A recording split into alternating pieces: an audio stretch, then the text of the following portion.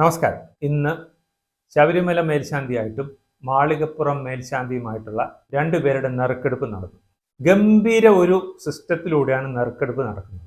അതായത് 100% ഭാഗ്യം തന്നെ വേണം.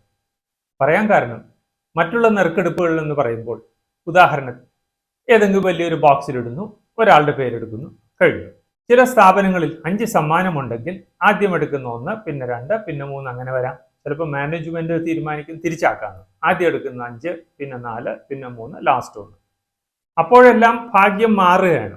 കാരണം മാനേജ്മെന്റിന്റെ തീരുമാനത്തിനനുസരിച്ച് ഒന്നാമത്തെ ആൾ 5-ലെത്തുന്നു, അഞ്ചാമത്തെ ആൾ 1-ലെത്തുന്നു, അങ്ങനെ സംഭവിക്കുക. അപ്പോൾ പൂർണ്ണമായിട്ട് 100% ഭാഗ്യം എന്ന് പറയാൻ പറ്റില്ല.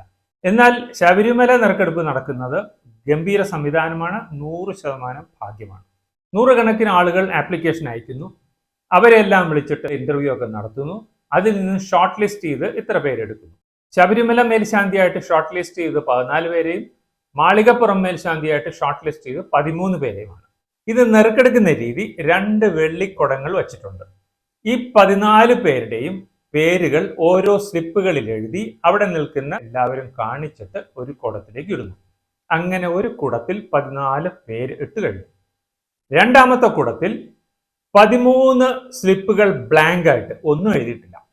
ഒരു സ്ലിപ്പിൽ മേൽശാന്തി എന്ന് എഴുതിയിട്ടുണ്ട്. അങ്ങനെ 14 അടുത്ത വെള്ളിക്കുടത്തിലും ഇടുന്നു.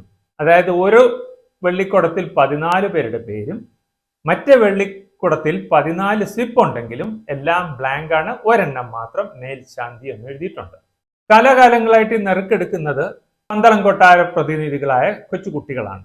അങ്ങനെ ആ കുട്ടിയെ വിളിക്കുന്നു. ആദ്യത്തെ കുടത്തിൽ നിന്ന് ഒരു സ്ലിപ്പ് എടുത്തു കൊടുക്കുന്നു. എല്ലാവരെയും കാണിച്ച് ആ വ്യക്തിയുടെ പേര് അനൗൺസ് ചെയ്യുന്നു. രണ്ടാമത്തെ കുടത്തിൽ നിന്ന് ഒരു സ്ലിപ്പ് എടുക്കുന്നു. അത് ബ്ലാങ്ക് ആയി കഴിഞ്ഞാൽ ആ വ്യക്തി നറുക്കെടുപ്പിൽ നിന്നും പുറത്തായി. രണ്ടാമത്തെ എടുക്കുന്നു, ആ വ്യക്തിയുടെ പേര് കാണിക്കുന്നു. വീണ്ടും രണ്ടാമത്തെ കുടത്തിൽ നിന്ന് ഒരെണ്ണം എടുക്കുന്നു, അതും ബ്ലാങ്ക് ആണെങ്കിൽ ആ വ്യക്തിയും പുറത്തായി. അങ്ങനെ പോയി ഇതിൽ നിന്നെടുക്കുന്ന ആളുടെ പേരും ഒരേ സമയം മറ്റേ കുടത്തിൽ നിന്ന് മേൽശാന്തി എന്നുള്ള സ്ലിപ്പും കൂടി ഒത്തുവന്നാലാണ് ആ വ്യക്തി മേൽശാന്തിയായി നിയമിതനാകുന്നത്. ഇത്തവണ നറുക്കെടുപ്പിൽ 8ാമത്തെ തവണയാണ്. അതായത് 7 പേരും ഇതുപോലെ ബ്ലാങ്ക് വന്ന് കിട്ടാതെ പോയി. 8ാമത്തെ ആളുടെ പേരെടുത്തു, അതിനോടൊപ്പം ഈ കുടത്തിൽ നിന്ന് എടുത്തപ്പോൾ മേൽശാന്തി എന്ന് വന്നു. 100% ഭാഗ്യം തന്നെ വേണം.